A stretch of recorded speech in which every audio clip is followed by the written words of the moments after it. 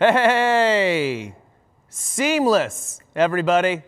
Welcome back. In case you're just joining us or you just rejoined us.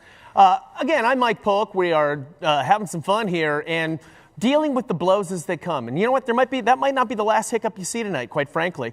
But you know what we're going to do? We're going to innovate our way through it. That's what we do at Acclerate 2021.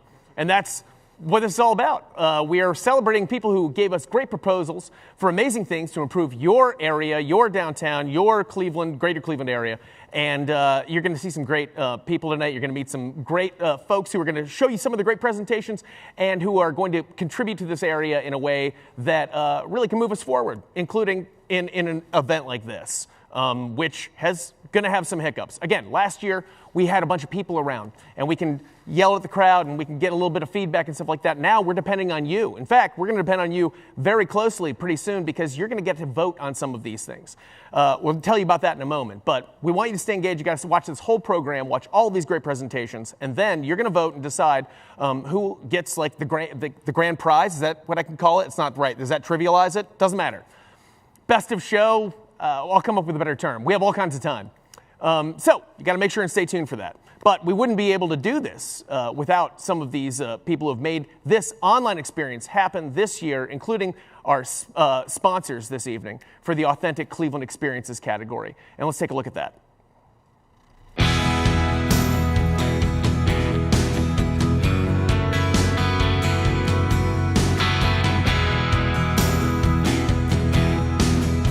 Hi, I'm John Fasola from the Oswald Companies. This is my third year judging Acclerate. My favorite part's at the end, when all the talent comes up to the stage and we get an opportunity to see what Northeastern Ohio has to offer. Best of luck to all the finalists. Can't wait to see what you've dreamed of. I'm Sheila Trowernick from Westfield Insurance, and we're all about supporting champions of progress. From the go-getters to trendsetters, risk takers, and difference makers. Congratulations, finalists. You're all champions in our book.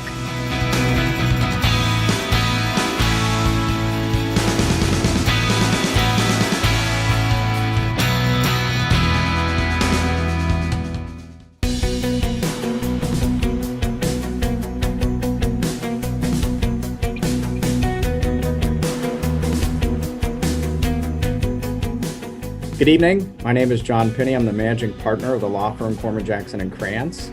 And for the third year in a row, we are proud to support Acclerate and look forward to hearing some amazing ideas about authentic Cleveland experiences. Good luck. Hi, I'm David Gilbert from Destination Cleveland. We are thrilled to support Acclerate and sponsor this Authentic Cleveland Experiences portion. These are so important to our visitors and our travel and tourism economy. Can't wait to see the presentations and what people have come up with.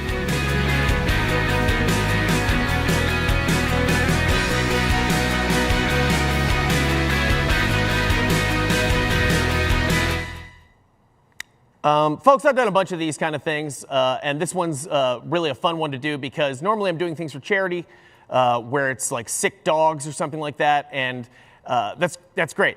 We need to do those. But I'm excited to actually help people out who have good ideas, positive things to help the community, and that's why today's going to be so much fun, and I already know that. So I've seen some of these pitches. They're so great, and this pitch that you're going to, or the contestants who are about to come up in front of you, these are the people who have won for this category. I did not win for this category. I should bring this up in all fairness. I actually applied in all 7 categories that were available for this competition.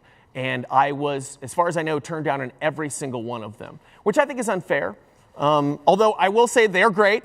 A lot of these presentations you're going to see are very great. I think mine were pretty good too, and one of my sticking points for hosting this was I said, you know what, I want the people to see what I proposed and what you turned down so that they at least know what the standard is. And they agreed, begrudgingly, to allow me to show my videos of my pitches for each category. Please take a look at the first one. Hi, I'm Mike Polk. Thanks for watching my proposal. If you're like me, when you hear Authentic Cleveland, the first thing that comes to mind is, of course, Lolly the trolley. She's a regional treasure. But here's an alarming statistic. Did you know that over 99% of all Clevelanders have not yet had a chance to personally operate Lolly the trolley? Oh sure, people have taken a tour as a passenger, but that's not the same as getting behind the wheel. Under my proposed program, called Good Golly, Share Lolly, we'd put every licensed Cuyahoga County resident on a schedule that entitles them to borrow Lolly the trolley for 2 hours, during which time they can go wherever they want, no questions asked. And no city, state, or federal laws will apply to them during those 2 hours. They can just go nuts. It's like the purge, but with Lolly the trolley. Now let's talk cost, because this is gonna be expensive. Rejected! Unfortunate. Okay, swing and a miss. What are you going to do? Please welcome to the stage, though, finalists who did actually qualify for the Authentic Cleveland Experiences category, Antoine Washington and Michael Russa from MOCA Gallery. Come on out, guys. Woo! Yeah!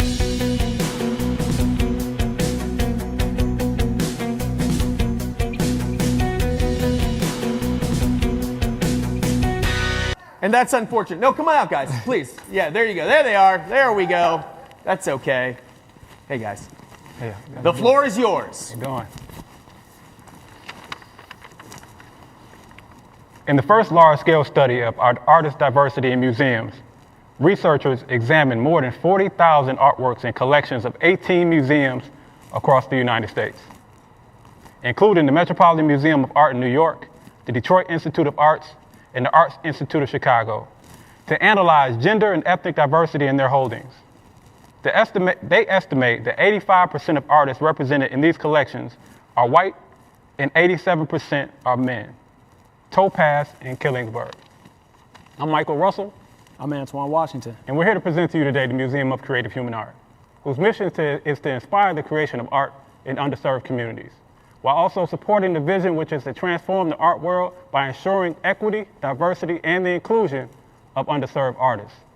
To support both the mission and vision, or to align with the mission and vision, we created the MOCA Gallery. The MOCA Gallery. The MOCA Gallery is an art gallery curated and designed to elevate the voice of the Black artists, giving them the freedom and platform to tell their stories, by helping them gain visibility and career support, and connecting them to communities through exhibitions and artist services. And that's what led us to create the MOCA Talks, a podcast dedicated to getting to know the artist and the artist's journey, as they share best tips and practices and how they prepare for shows, just to prepare the next generation. Additional services will include skill sharing with artists, local artists, youth artists ages 6 to 16. Exposure is key, so we want to offer opportunities for private, corporate, and city art projects centered around artists and youth development initiatives. So beside us, we have some pictures here just to kind of give you a snapshot of what we've been up to date, but also to remind us of what's really important and why we do the work that we do. So we have a young girl here, a young artist who is just really focused, and it just inspires us to do the work that we're doing. And then down here we have me. I'm an artist, local artist here in Cleveland, and you see I'm captured here painting the Black Lives Matter mural, which in a time of need, in a time of healing, I was able to lend my talents and inspire my community. And also why being a guide and an advisor to young artists, especially in underserved communities, are very important. And then here we have the MOCA Gallery, which we're pitching about, and we have created an ecosystem around the gallery where artists are able to sell their works, and then in turn they're able to sell their works, but in turn they're able to use that money to donate to us for youth programming, and then with that monies, what we do is we can either hire them to come in and teach the classes, and we create an ecosystem around that where the money goes right back into the artist's pockets. And also on here, we're talking about the Artist Talk. It's giving artists an opportunity and a platform to really share best practices for young people, because we believe that's so important.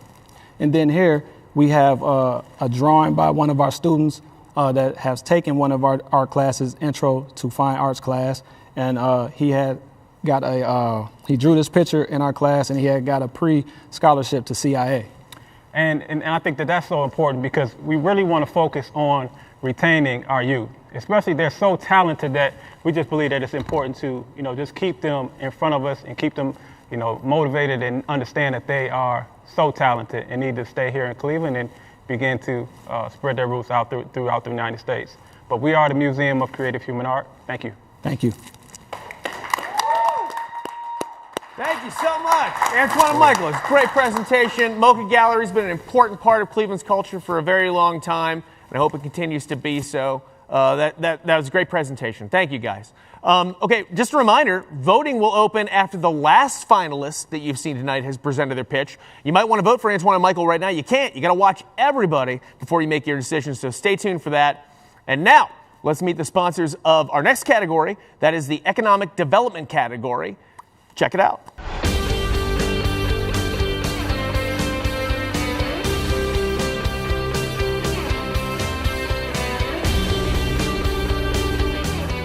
I'm Ethan Karp, CEO of Magnet. Every year I come to Acclerate and I am inspired because economic development is so challenging, yet these finalists come up with amazing ideas to make our city, make our communities better. Good luck. I know I'll be inspired tonight.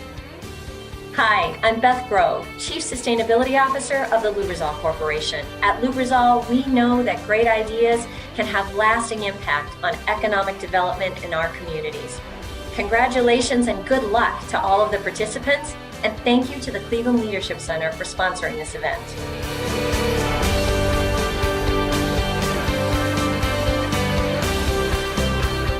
Now, I've seen all of the nominees for this category, and they're all excellent. And I actually do understand why mine did not make it in this case. I'd still like you to take a look at it. Here it is. Hi, I'm Mike Polk. Why am I dressed as a superhero? Because it's the law. Well, maybe not yet, but under my new program, it would be. The loyal fan base for superhero comics, movies, and culture is large, passionate, and tend to be burdened by disposable income that our city could really use. Conventions like Comic-Con and Wizard World, where fans attend dressed as their favorite characters, are enormously popular and profitable.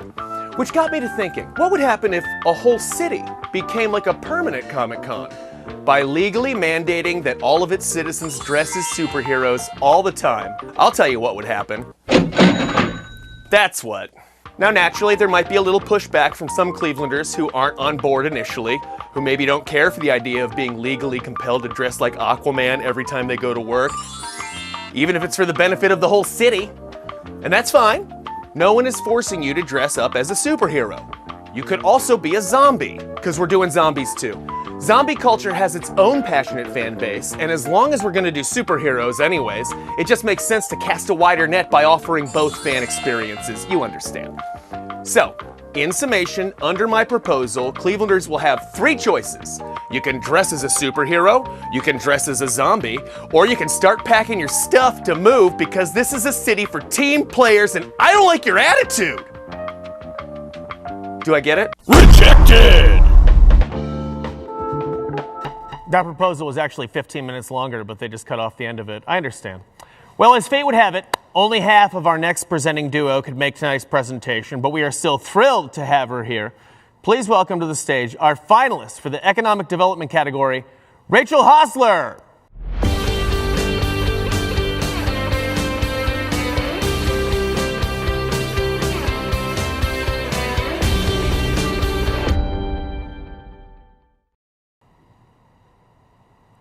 Imagine you are a recent graduate. You're entering the workforce at an unprecedented time in our nation's history, and then you hear the jobs you're applying to today will likely not be here in 10 years. The pace of change in today's workforce is intimidating for students launching their careers. As we look to invest in the future of Cleveland, investing in a young workforce by bringing people, resource, and interests together is the foundation students need to make this launch. We are going to introduce you to a program that does just that, the Commons. The Commons program addresses this challenge by connecting students with innovators in the Cleveland economy and offering training for today's workforce. I'm Rachel Hosler, and my co-presenter is Abby Paskey. Abby is unable to join us tonight due to a family emergency. Abby and I are higher education professionals with backgrounds in experiential learning and community engagement. We love thinking about the future of education and how we can best prepare students for the future of work. We're connectors and innovators who are passionate about seeing students and legacy cities like Cleveland achieve their fullest potential. We believe Cleveland is not reaching this potential. In order to do so, we need to improve talent retention, showing our graduates that staying here is a viable option. We need not only to continue to foster an innovation ecosystem, but also help students see themselves as a part of it. When we do, we can start to reverse population decline in Cleveland that we have been experiencing for 70 years.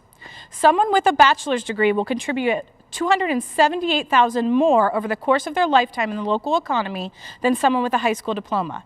And because people become less mobile as they age, it's important for regions to capture and retain highly educated people in their 20s. Statistics from Team NEO show that there's a gap between what students and employers think exists and what does exist.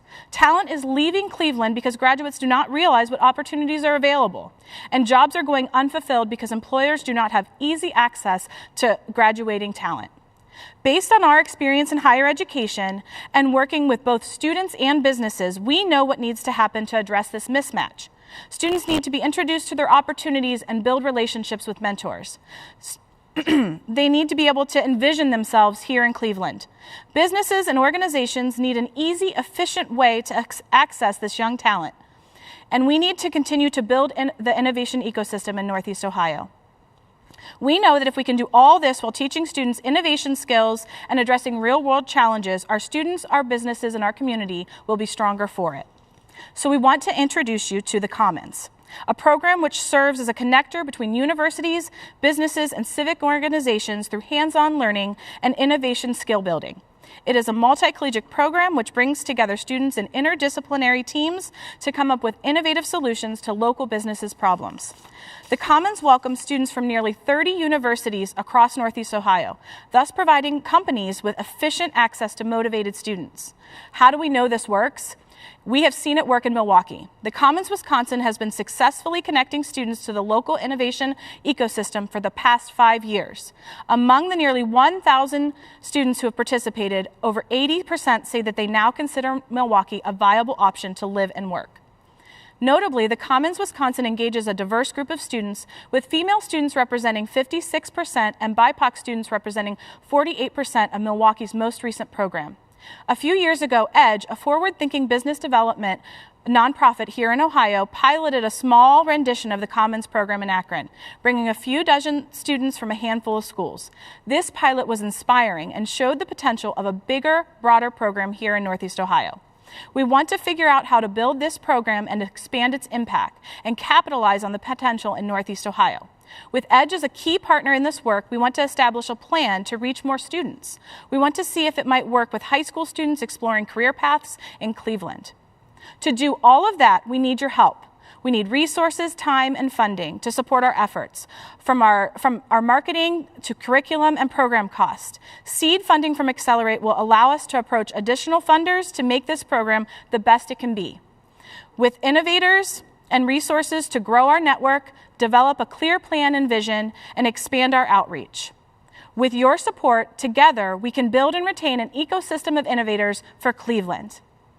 We want to thank all of the people that have contributed to this presentation and Acclerate Cleveland today. Thank you so much.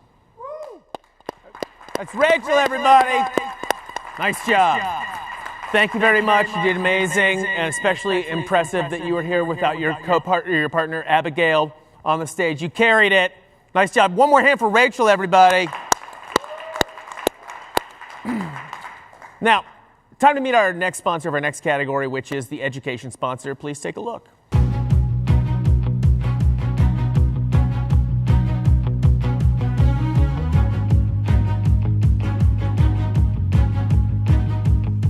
Hello, my name is Cecilia Render, and I'm the Executive Director of the Nordson Corporation Foundation. Nordson has partnered over the years with Acclerate to support the education category because we believe that education is the great equalizer. So we're looking forward to seeing the contestants and what they have to offer for innovation in education. So good luck to all.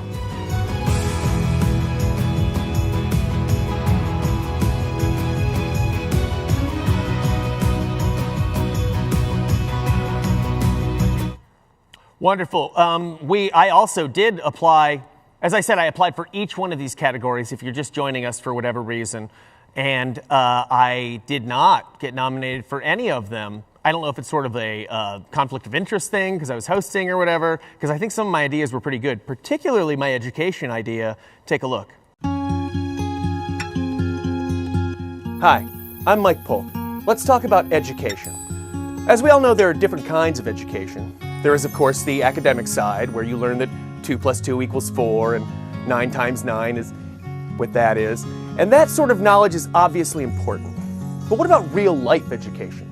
Where will our kids learn how to do the practical, useful things for which, frankly, today's generation seems tragically unprepared? I'm talking about stuff like lawn care, home maintenance, and sidewalk repair. I'm talking about the kind of work that you can only learn not by studying some book, but by actually doing it around my house, free of charge.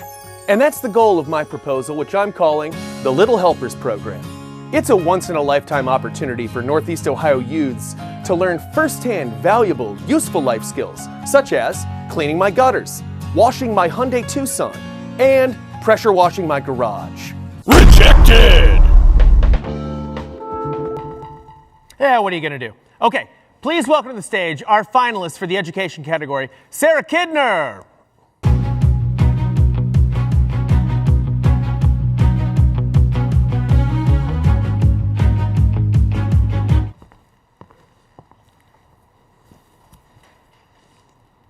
Hi, good evening. My name is Sarah Kidner, and I'm here presenting Read Like Me. As a high school principal, my life is pretty hectic, and I'm also the parent of a 15-month-old son. When I'm trying to get home from work and stay busy, I also want to make sure he is busy doing things that help prepare him for his future. I know I'm supposed to be avoiding screen time, but sometimes it can be difficult, and I'm really sick of watching Elmo. So one day I'm scrolling through the videos trying to put something on so I can start dinner, and I'm trying to find someone reading a story for my son. What I'm finding is everyone reading stories looks a lot like me, and nothing like his father or him, who are black males. This started the spiral of me researching data to figure out how to get more black educators into the field to make sure that my son and the children that I serve have role models in reading. So Read Like Me is a program that is based on the research of only 2% of black male educators in the nation. Only 2% of all educators in the nation are black males.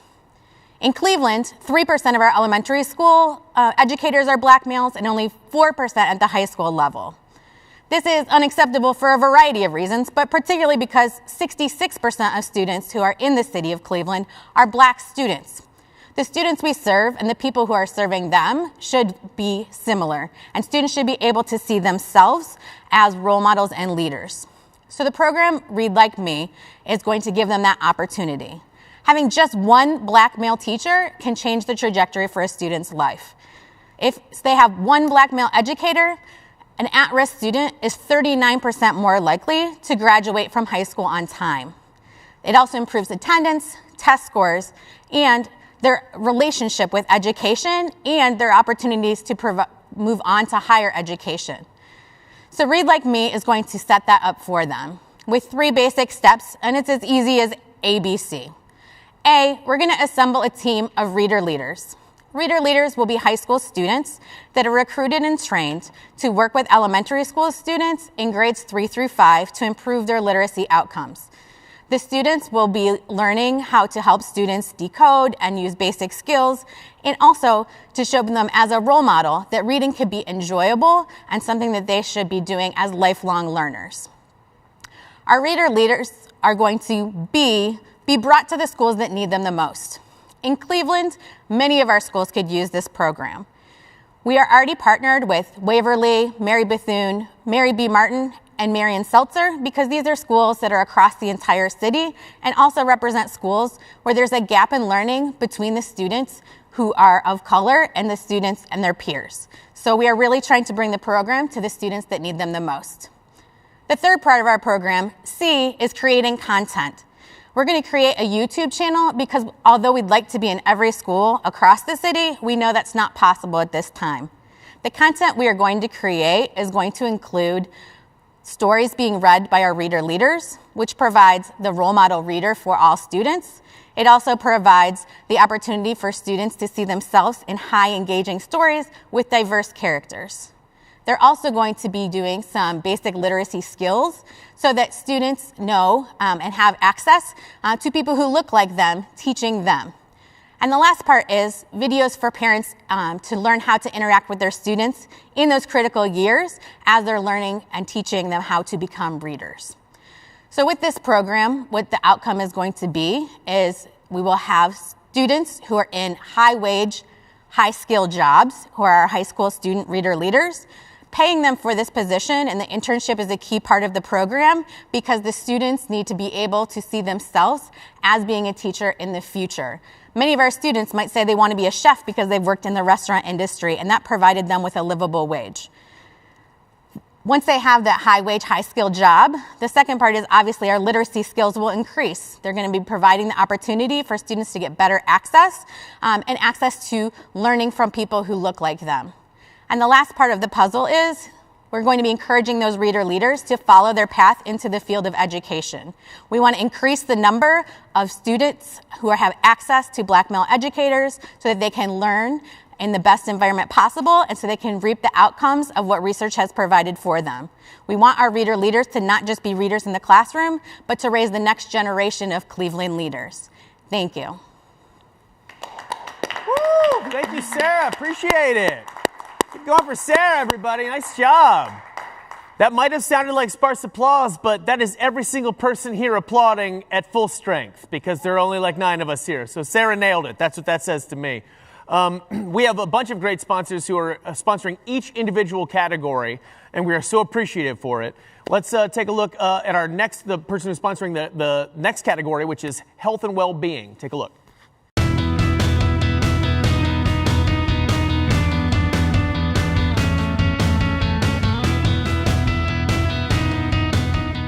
Hi, I'm Kip Bolin, Cleveland office partner in charge at Thompson Hine. I love Acclerate. Each year you think, how can the presenters top this? And the next year, there's dozens of new ideas. The creativity is amazing, and I can't wait to hear this year's ideas. Good luck to all the contestants. I'm Neor Stevo, CEO at Odie. At Odie, we know that one great idea can lead to big things, just like it did when our company was founded in Cleveland over 100 years ago. We're pleased to promote that spirit of innovation by supporting Acclerate. Good luck to all the finalists tonight.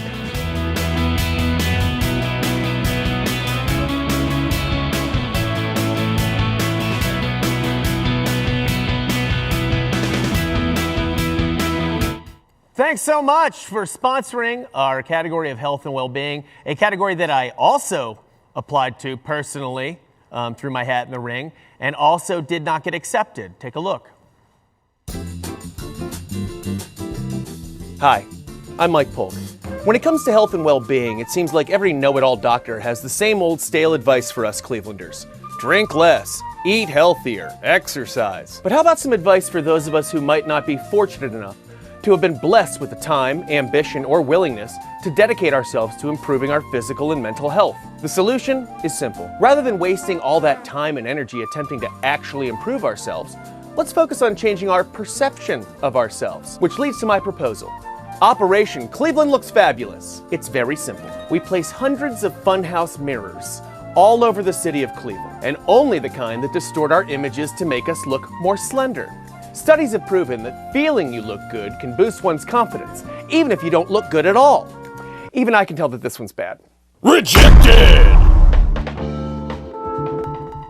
That did not deserve to be nominated, and I understand in that category in particular. But people who do deserve to be acknowledged are here with us right now. Please welcome, for the category of health and well-being, Layla Allen and Ashley Welch.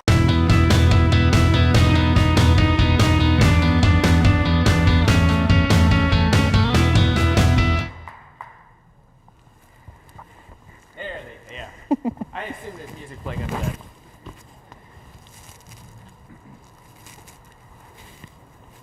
Back again, I'm Layla. I'm Ashley, and we are the Missing Link, a grassroots organization dedicated to arming our youth with tools and skills to lead productive lives and address trauma. Yes, and we're here to share and, of course, garner your support for our health and wellness program called Project Coping Box. But before we talk about that, we want to give you a little bit of background about how Project Coping Box really came to be. So picture this. Last summer, we coordinated an information session for high school seniors interested in attending college. Now, to our surprise, not one of our 20 registered participants showed up to it. Initially, we were shocked, but after giving it some thought, we came to the conclusion that it's pretty unrealistic to expect anyone to be excited about the future when the present is just so unclear. And if you haven't heard, rates of depression and anxiety have increased due to COVID-19. Yes, and in response to that, we've actually amplified our health and wellness efforts, and we dedicated the month of August 2020 to a social media campaign called 31 Days of Coping. Each day we shared one new coping mechanism that our youth and their families could adopt into their everyday lives. And the challenge was contagious, and we energized families. Having healthy coping skills are essential to our day-to-day life, the decisions we make, and ultimately our quality of life. And at the height of our social media campaign, we were racking our brains. What can we do to provide these skills and these tools and place them directly into their hands? And to follow that, I laid the foundation for Project Coping Box. And the coping box is an anchor, helping the individual recognize their emotions, process them, and let them go without judgment.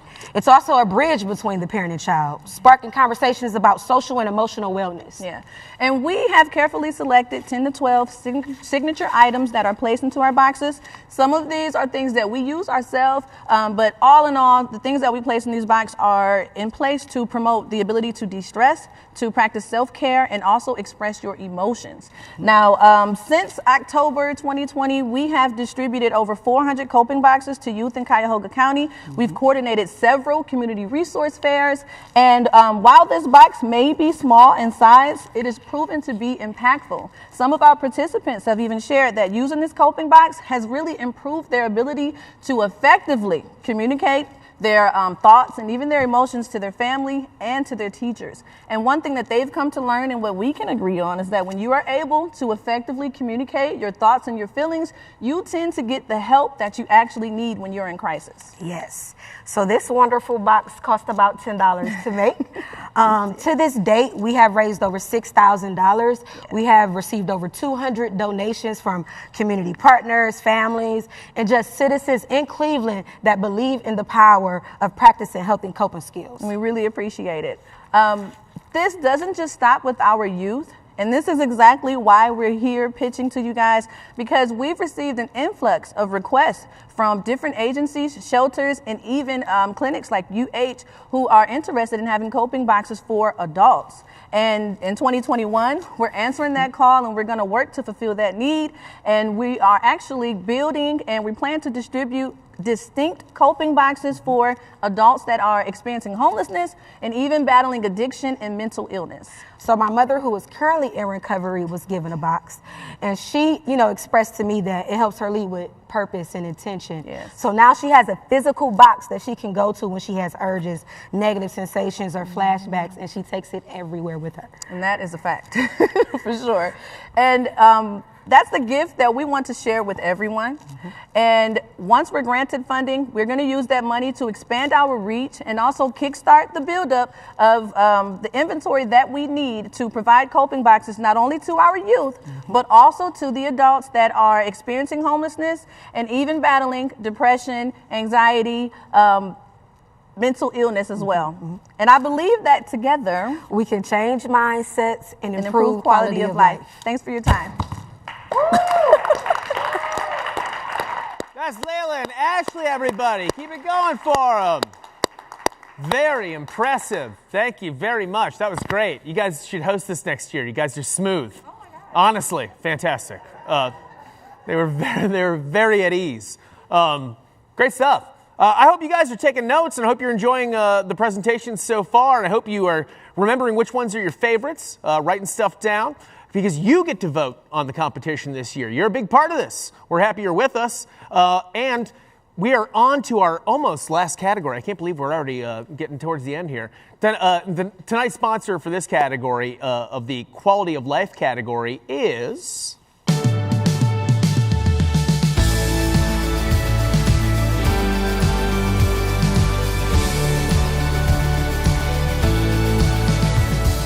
Good evening, everyone. I'm Julie Giacono. I'm the Chief Strategy and Innovation Officer at the Metro Health System. This year, Metro Health is so excited to be a lead category partner with Acclerate on this wonderful event. We try to attract talent from all over the world, and we want to keep the best and brightest here in Cleveland, working with us as a healthcare partner, solving our region's biggest problems. To do that, quality of life in our region has to be top-notch. So excited to see. Congratulations tonight to all of the contestants. We're excited to see what innovations you have to bring forward that will impact your life and our life. Thank you.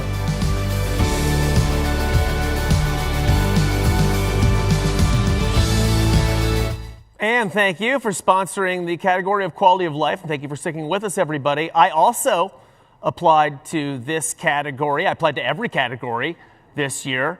And so far, I am coming up empty. But they are allowing me to show my proposals, including for the category quality of life. Take a look. Hi. In these polarizing times when it seems almost impossible to form a consensus on anything, I think there are at least two things that we can all still agree on. One, downtown Cleveland is awesome. And two, it would be way more awesome if we transformed downtown into one giant ball pit. Woo! Hear me out. Don't. Rejected! I mean, I don't know what I have to do here. I feel like I am just hitting home run after home run, and they are just getting called foul. But, hey, I'm thrilled to be a part of it all the same. A couple more categories. Maybe I'll close it out in the end strong. You never know.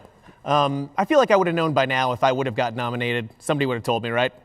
Doesn't matter. I'm still having a blast. They didn't like the giant ball pit idea. That's okay. Not a big deal. It's fine. I know that the next idea is actually probably way better than mine in this category. Please welcome our finalists for the quality of life category, Michelle Park of Project Delight. Michelle, please join us.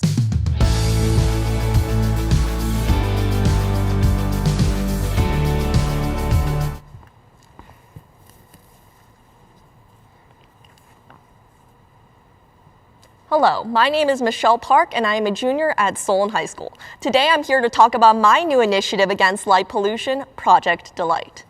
Imagine this, you're driving home along the local roads at night, expecting to catch up on the latest football game or perhaps a dinner with your family. However, the glare of the street lights makes the road hard to see, but that's all right, you're just a few turns home anyways. When you turn the corner, the blaze of the street light makes your eyes wince, temporarily blinding you. But under the blaze of the light, you catch a glimpse of something. You slam the brakes and lurch forward, only to realize a few moments later that you were inches away from hitting a teenage skateboarder. This is a scenario that no one wants to imagine, but it's exactly what Mr. Lawrence Burrows, a resident of Mentor, Ohio, experienced one day when he was driving home from work. Shocked by this experience that could have possibly turned his life upside down, I decided to ask him for an interview. But let's rewind a bit. For many years, my passion in astrophysics has driven me to explore the beauty of the night sky. From the moon shining above the edges of the forest to the twinkling stars once the sun dips under the horizon, the universe can be a source of wonder from any perspective. But unfortunately, my view of the night sky was limited. At the front of my house is a tall, slender light post, and at its top is one of the brightest light bulbs I have ever seen. Not only does this light bulb over-illuminate everything below it, making it feel like daytime during the night, but it also leaks light upwards into the night sky, making the twinkling stars being camouflaged in the illuminated night. This was my first encounter with light pollution, a phenomenon defined as the overuse or misuse of artificial lights. But little did I know that light pollution has been impacting my life long before my journey with the universe. In fact, light pollution disrupts our melatonin levels, making it harder to fall asleep, and also reduces focus during the daytime. And almost 8 out of 10 Americans suffer through these consequences each day. But light pollution also has terrifying economic consequences on the global stage. According to the International Dark Sky Association, around $3.3 billion are lost each year in the United States due to electricity waste caused by light pollution. And these numbers continue to rise as modernization has resulted in growing amounts of outdoor lights. Without a doubt, light pollution is an international problem that must be dealt with as soon as possible. Now, back to the interview. Talking with Mr. Lawrence Burrows inspired me to start my new initiative, Project Delight. This is because he taught me about the balance between over-illuminating and under-illuminating lights. It's important for streetlights to maintain their brightness, to maintain visibility of the road. But it's also important to make sure that streetlights aren't too bright, to the point that it increases glare and can also cause possible accidents, like the one Mr. Burrows almost experienced with a teenage skateboarder. Finding this balance is incredibly difficult, and luckily, this is where Project Delight comes in. First off, Project Delight has a website with a community of blog writers who are willing to share their own experiences about light pollution and encourage others to do the same. Not only that, the website has a plethora of resources that help people discover and identify light pollution's consequences. But most importantly, Project Delight actually makes substantial change across communities. I've already contacted the City Council of Mentor, Ohio, to introduce new regulations against light pollution in my community. If I win the Cleveland Acclerate Leadership Competition, I will use the money to implement new solutions, such as low-cost shielding on outdoor lights, especially in high-profile areas, and to change overly bright, inefficient light bulbs to more productive, innovative types like LEDs.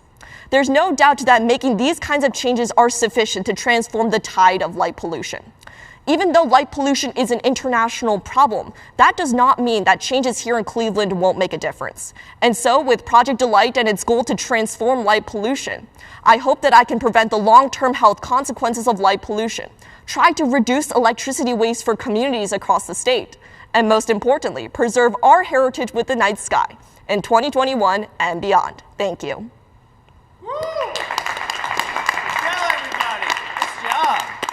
Very impressive. Impressive young person. Thank you for that very much. Thank you to all the presenters.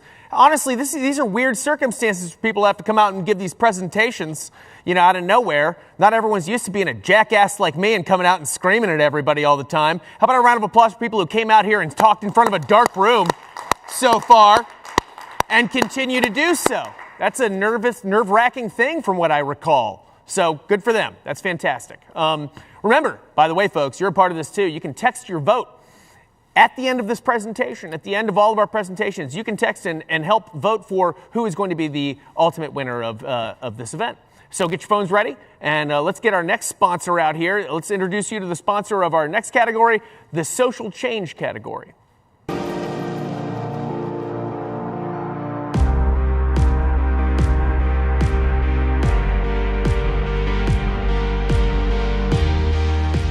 Hi everyone, it's Julie Giacono again. And tonight we're really excited to talk about innovation and why innovation is important in Metro Health. In healthcare, if you're not innovating, you're falling behind, and boy, have we seen that this year. That has meant we're taking care of our people better, your patients, your family, and our community. In social change, this is one that really strikes our heart. For us, we know that we can only do so much to take care of our patients, and unless the social environment that they're in continues to innovate and evolve, that's when we really get to a point that patients and communities achieve all the wellness, all the healthiness that we want them to have. Congratulations to all the contestants tonight. Excited to see what you have.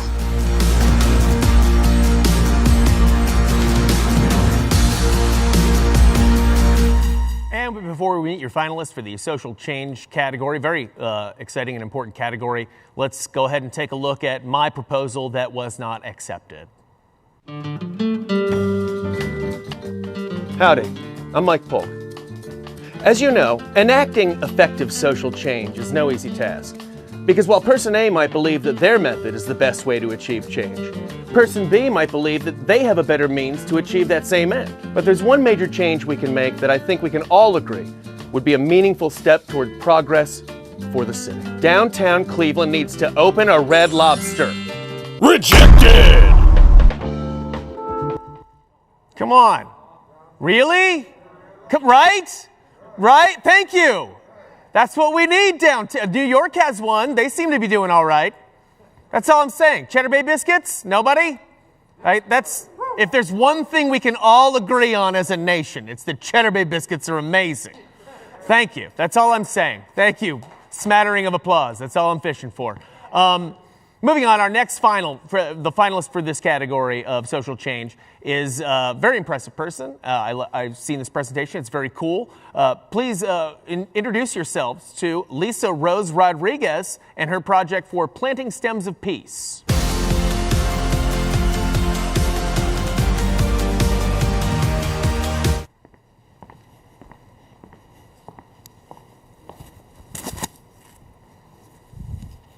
My name is Lisa Rose Rodriguez.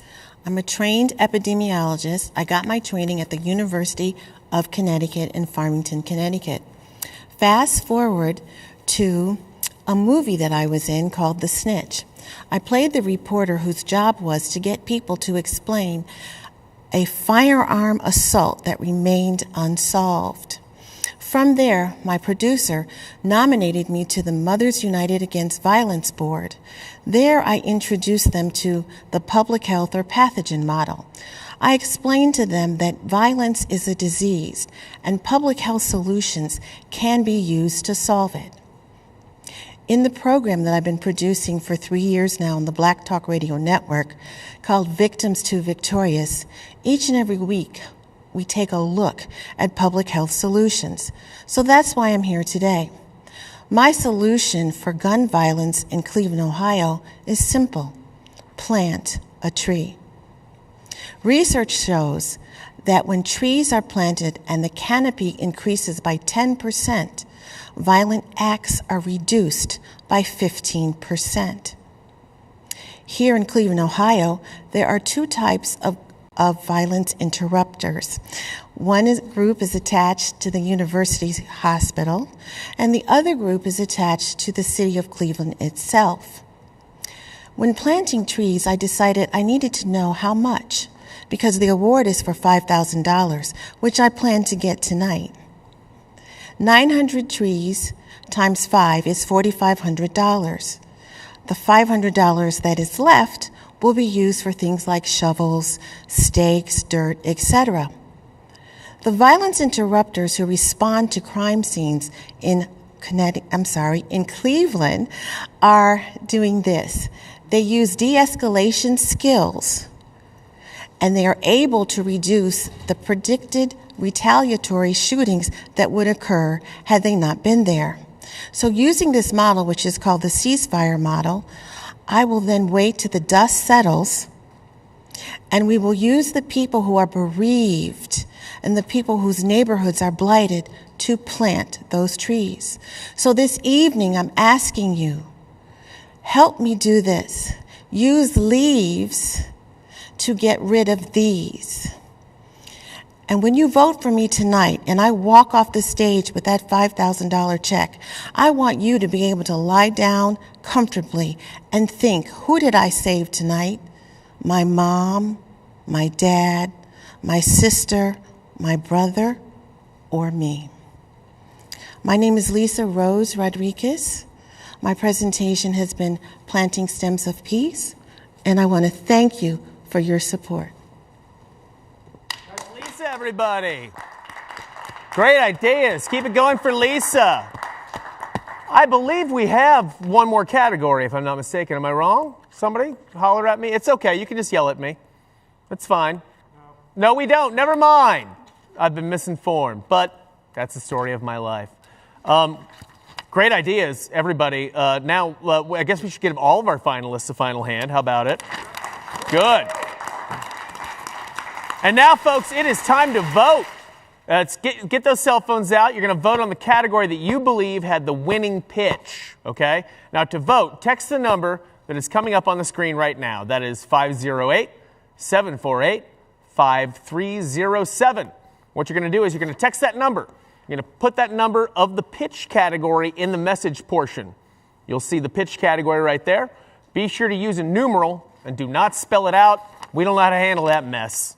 If you send us the word to, it's game over. We can't handle that. So send the numeral based on the pitch, and you guys are going to decide the winner. Be forewarned, It is a one phone, one vote. So get all your burners out. If you have like 7 or 8 burners like I do, based on different situations, then take them all out and vote for your favorite. But one phone, one vote. The number will stay up only for another minute or two, so hurry, hurry, hurry. We're almost ready to announce our overall winner, but before we do that, we'd like to announce the winner of the Technovation competition earlier this evening, supported by the Cleveland Foundation. Technovation selected 5 Accelerate pitch submissions that use technology to compete for a special prize. Please welcome Leon Wilson with the Cleveland Foundation.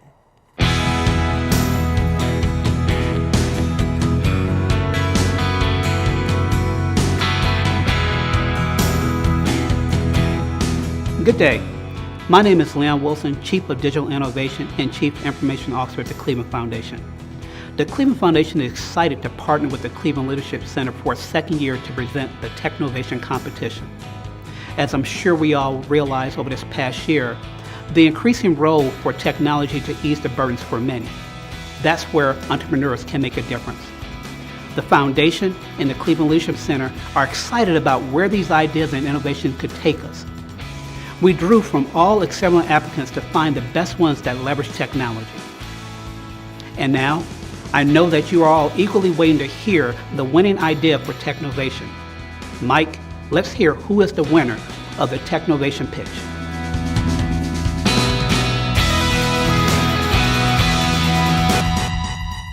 It's very exciting.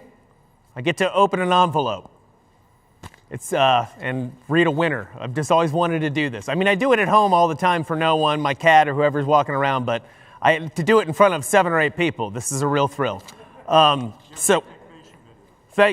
yeah, never mind. First, we should take a look at my Technovation video, the one that did, for whatever reason, I guess did not get selected. Let's take a look at my Technovation video, everyone.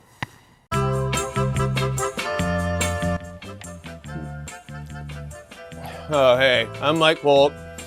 Last category, last chance, right? Not that it matters. You guys don't like any of my ideas anyways. What's the category? Technovation. Dumb word. Don't even think it's real. All right, here's the pitch. All Clevelanders hate the infamous Lindale traffic camera racket. Lindale is a notorious village of less than 200 people that's made millions of dollars preying on careless motorists, often for going just a few miles over the speed limit. My proposal, which is probably dumb, is that we invest in one of those fan-powered air-dancing tube men they use at car dealerships, and we put it right in front of the speed camera, and we hook it up, and then it goes up whenever a car goes by. It's on motion detectors, and then it stops all of Cleveland citizens from getting a dubious traffic fine, and that's it. Why aren't you rejecting it? Back burner! Yeah! Back burner! Ha ha! Back burner, everybody. Thank you so much. Wow. Thank you. Thank you. Thank you, paid crew and attendees. Appreciate that. Hey, took a while, but I knew one of my ideas would sneak through. But we have the actual winner, the real person who actually tried and did important stuff here of the Technovation category, and I'm going to open it now with a great thrill in my heart. Okay, and the winner is Jing Luenko. It's Jing Luenko, everyone. For the other brown girl, congratulations, Jing. That's fantastic. Awesome. Okay, so apparently the ballots are in, and I think do we have a winner? We don't. We don't have a winner yet. We're working on it. We're tabulating the votes right now. We got everybody just working their tails off, and we're going to get it to you real soon. It's going to be handed to me in a really pretty envelope as soon as somebody writes it down in some nice language. Boy, we saw some great ideas today. Didn't we? None of mine in particular. Thank you for letting me participate and for possibly, maybe next year is what I'm saying. But how about a round of applause before we get our final winner for everybody who participated and got nominated? Really. Thank you very much. And for all of the sponsors, thank you. And for all of the sponsors who sponsored each and every category. That was so nice of them. Thank you. Awesome. Okay, we have the overall Accelerate winner here. And just to remind you, to each of the finalists tonight, you all made a great pitch for your civic visions. And it's nice that we can reward each and every one of you. Each runner-up who is not in this envelope, is going to get $2,000 for their project. How about a round of applause for that? $2,000. Fantastic. So thank you for your vision. Thank you for everything you've done. Congratulations on getting this far, but we got the overall winner right here who's going to win $5,000 to support their amazing project out of all the amazing projects we saw here this evening. And the winner of Acclerate 2021 is Sarah Kidner, Read Like Me, category Education. Sarah, congratulations. Here she comes. Sarah, I think come out here and you'll stand awkwardly there. Thank you, and we'll do this. There it is. Here's the handsome large check. Hi, Sarah, we'll be right there. There it is. And now we're wandering over here. Thank you. Congratulations. Yeah. There it is, folks. There it is. We nailed it. Get on out here, please, for the love of Pete. Give her a round of applause. There we go. I want to say thank you to all of our presenters tonight. Congratulations. You look great holding that. Great pitch, by the way. Congratulations to all 6 of our prize winners, and a huge thank you to the production team that made all this possible. That's Goldfarb Weber Creative Media and the team at Tri-C's Mandel Theater, where we are at right now. It's beautiful. So thank you very much, everybody, for having us, and thanks for putting this on. Thanks to all of you who are here tonight for being a part of this civic pitch competition. As Marianne said, please connect with any of our presenters. Help make their visions reality. If you saw something here you like that you want to support, for the love of Pete, please let them know. Reach out and help these people who want to help our community and help the greater Cleveland area become even better than it already is.